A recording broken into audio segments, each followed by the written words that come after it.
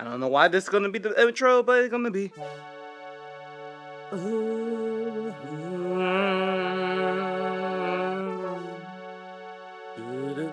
bow.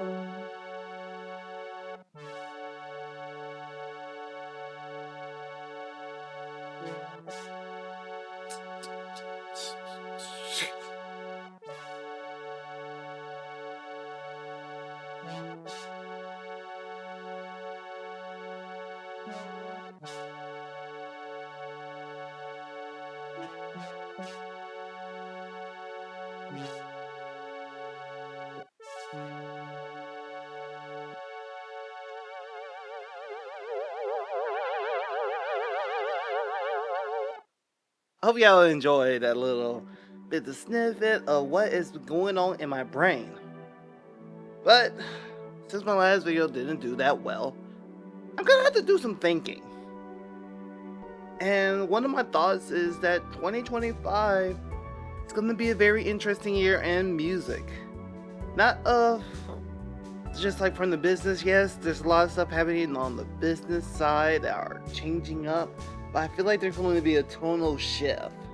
And not saying that it's going to be a bad shift, it's going to be a different shift.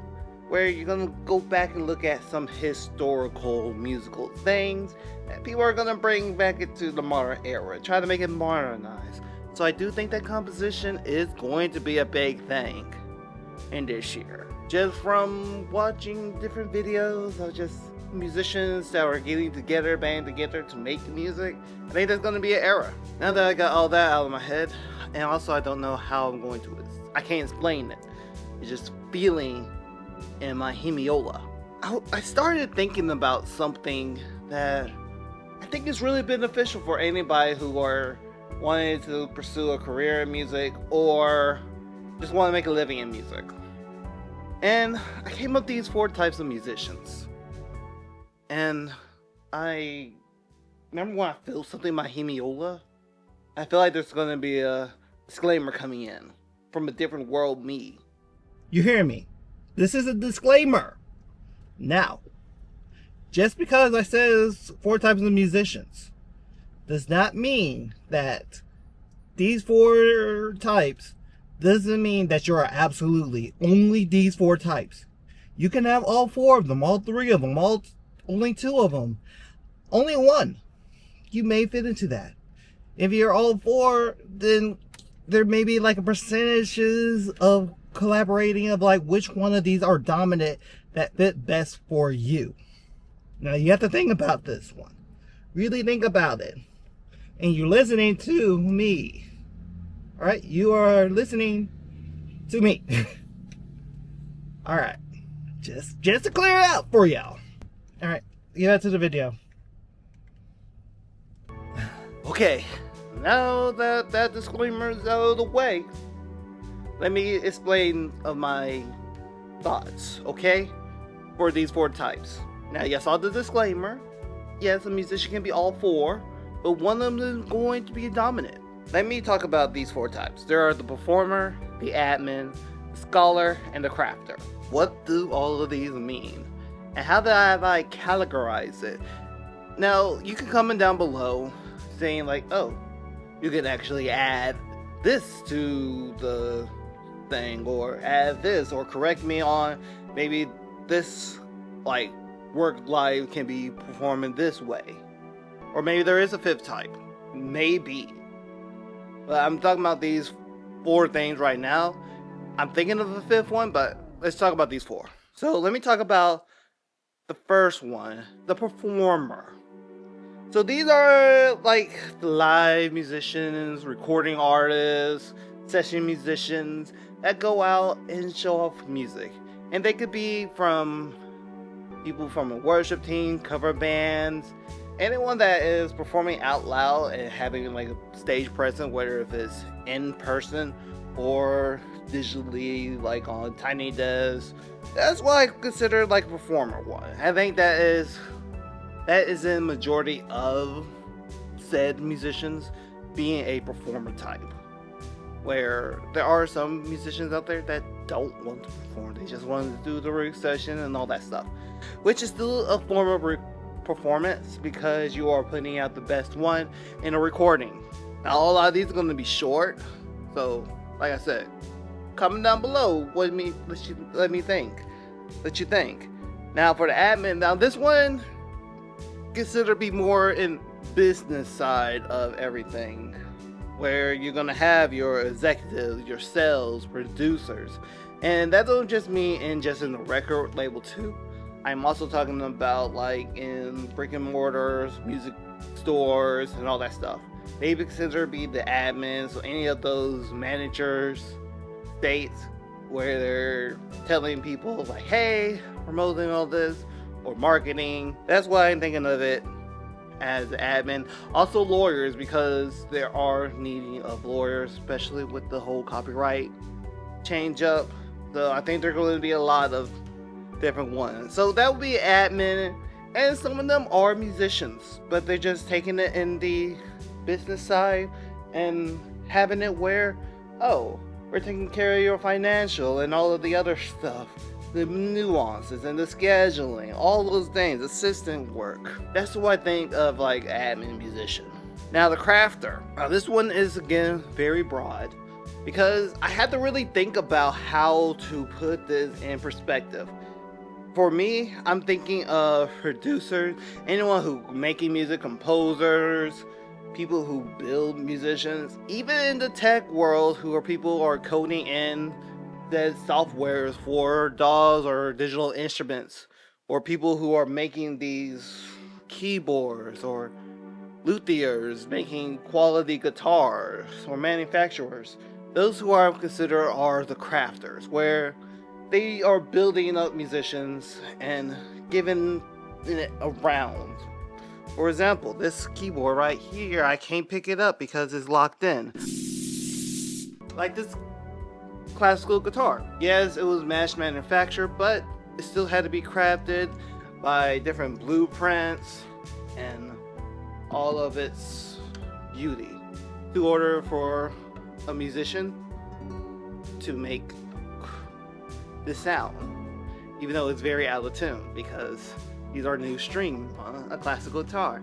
If you know anything about classical guitars, you know.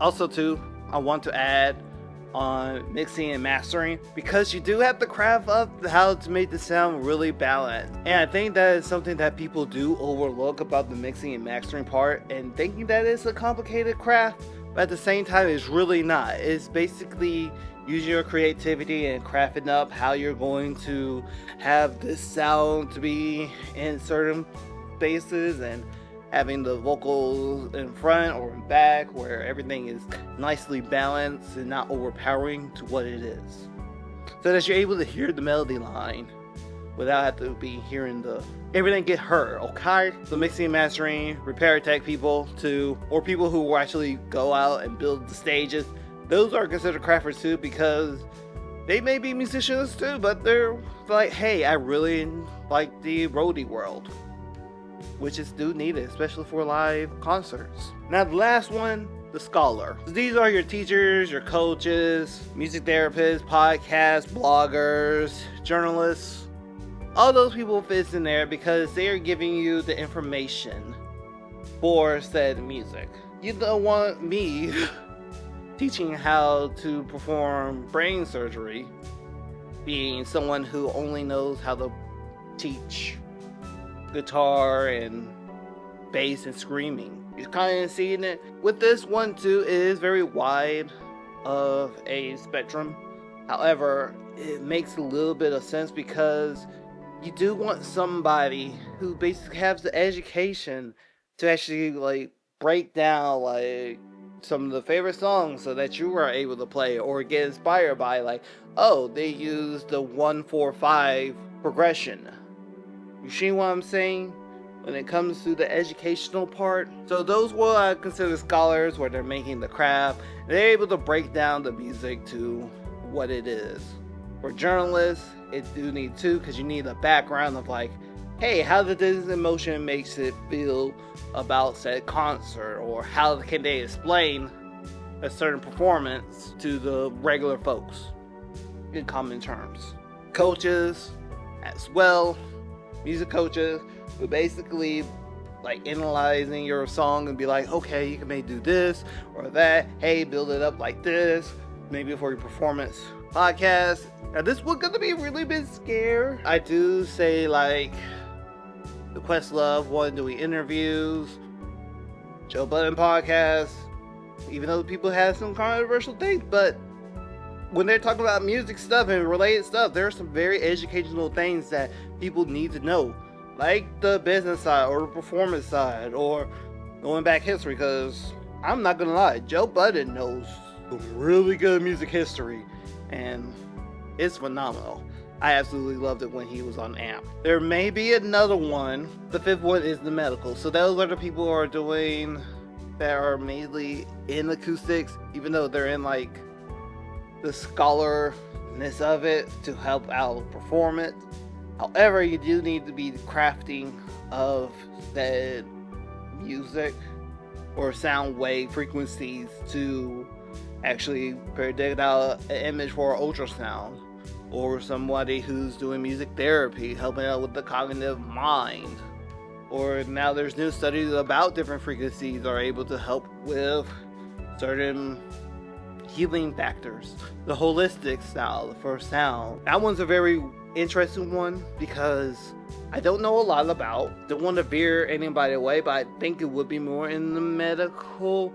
But at the same time, it does have a scholar crafterness to it because of how it's being performed out. Comment down below what you think. Any correction that is needed or add-ons. I like to want to engage more because I want the notification of somebody commenting down some very constructive stuff to have a nice conversation, because I need some different perspectives, because I do consider myself as a scholar dominant just because of how I teach people different music and making this channel being more musical education so you can understand a little bit of the world. So I'm done. I gotta go edit this video now. Let me change up the sound. If I go like this.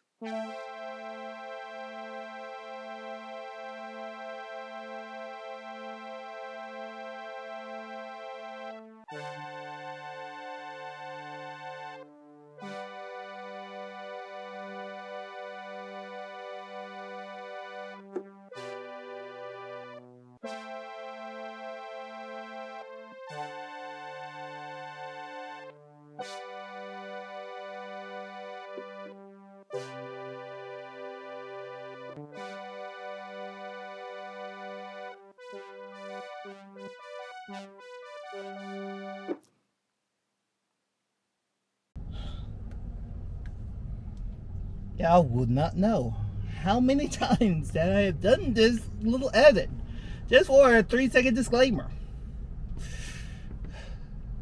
Oh, right at the end of the video. Y'all got this far? Thank you.